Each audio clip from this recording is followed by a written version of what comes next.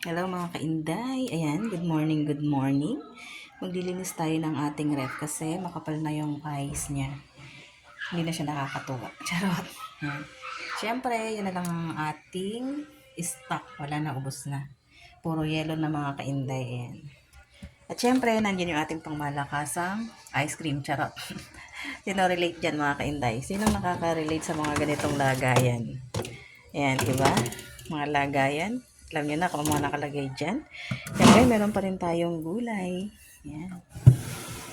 Yan ang ating gulay. And then, tatapon na rin natin tong mga drinks na to na ayaw namang inumin. Sayang lang. Tsaka, ang ating pangmalakasang panglasing charot. Ito daw guys, gamot daw to. Kaya itry natin. Gamot daw to sa high blood. Kaya yan. Try natin yan. Yan, lilinisin natin. Siyempre, yung ating mga seasoning. Siyempre, ang ating calamansi. Yan. Linisin natin yan ngayon. Yan. Hindi na kasi aya-aya yung yellow, mga kaindayan. It's so makapal na. Yan, hindi na siya masyadong nag-ano sa yellow niya, kaya tatanggalin na natin yan. Yan guys, samahan niyo ko. Tayo maglilinis ng ref. Dahil, tapos na tayong maglinis. Nilagyan na natin yan ng yellow. At ibinaba na natin ang ating fish. Yan, lutuin na natin yan mamaya.